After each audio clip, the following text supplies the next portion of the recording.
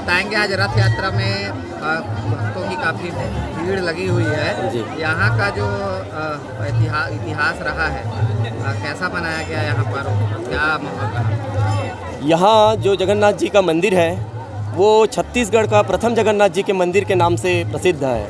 ऐसा कहा जाता है कि उड़ीसा में भगवान जगन्नाथ जी के मंदिर को जिसने बनाया है, वहाँ की मूर्ति को जिसने बनाया है, हमारे पांडादाह के जगन्नाथ जी के मंदिर के मूर्ति को भी उन्हीं ने बनाया है। और लगभग 1 से 1,500 साल से ये परंपरा चली आ रही है। इस परंपरा के अनुसार यहाँ भगवान जगन्नाथ जी कांधे में परिक्रमा करते हैं और मान्यता के अनुसार इनको मंदिर के प्रांगण से बाहर नहीं निकाला जाता।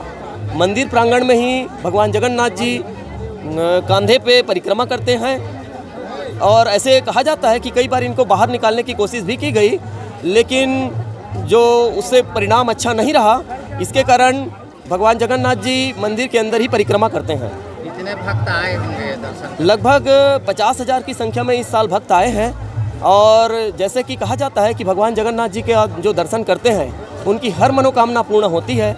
इसीलिए आज के दिन लगभग 50,000 भक्त हर साल यहाँ दर्शन करने आते हैं। सेवा समिति द्वारा कैसी व्यवस्था की जा रही है? मंदिर सेवा समिति के द्वारा इस बार भक्तों की भीड़ को देखते हुए विशेष व्यवस्था की गई थी, जिसके लिए पहले जो दुकानें मंदिर से सट के लगती थी, जिसके कारण भगदड़ की स्थिति उत्पन्न हो जाती थी, उसमें जो दुकानदार हैं उनको थोड़ा से रोड से 5 फीट की दूरी लेकर दुकान लगाने के लिए कहा गया।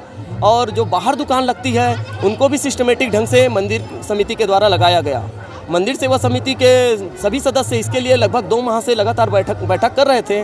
और उसमें यह निर्णय लिया गया था कि मंदिर में जब भगवान को जिस समय उठाते हैं कांधे पे, उस समय मंदिर के अंदर भी भगदड़ की स्थिति रहती है। तो उस समय यहाँ आने वाले भक्तों से, ग्रामवासियों से भी निवेदन किया गया था कि मंदिर के अंदर कम से कम भक्त रहे और मंदिर से बाहर जैसे ही भगवान निकलते हैं परिक्रमा में आप सभी रंग रोशन का कार्यक्रम कराया जाता है। भगवान मूर्तियों को सजाया जाता है, उसका पूरा रंग रोशन का कार्य होता है। उसके बाद आषाढ़ का एकम लगने पे उसका नेत्र दर्शन, चंद्र दर्शन का कार्यक्रम होता है।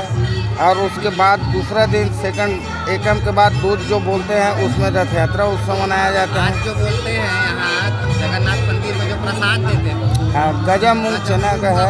तो विशेष क्या महत्व है?